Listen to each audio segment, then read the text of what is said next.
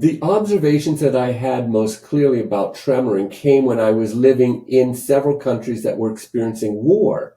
And I myself tremored out of a great deal of fear, and so did the population that I was living with.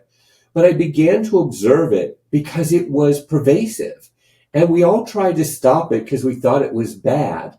But I began to reflect on it and ask, if the human organism is doing this organically and naturally, then it must be genetically encoded in it. And so that can't be just bad, as we've been taught socially.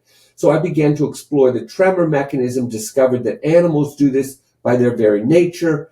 And then I worked with some neurologists around tremoring, and we began to recognize that the tremoring is evoked in very specific situations. It activates itself, goes through its own tremoring process, and deactivates itself. Very much like when you're shivering in the cold. And this is a perfect example. When we start to shiver, the body started that all by itself. We didn't make it do that. And then when the body gets warm enough, it stops shivering.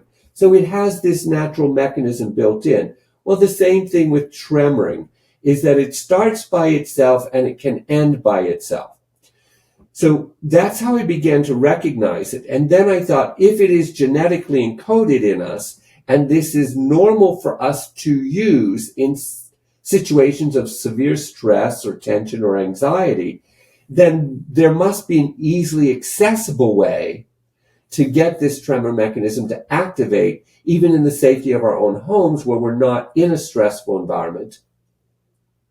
So I worked with some people around the physiology of the body, and then I discovered through different body therapies that if you move the body in certain positions, which is what we do in TRE or what we do in neurogenic integration, move it in certain positions that introduce a sense of safety, expansion, and openness, and the tremor mechanism activates immediately, almost immediately.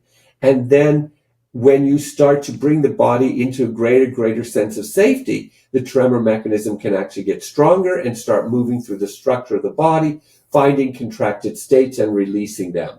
So I really discovered it by living in situations where I experienced the tremor mechanism many times myself, with other populations or people in the population I was living with also experiencing it. And then it was just deductive reasoning after that. Why does it happen? How does it happen?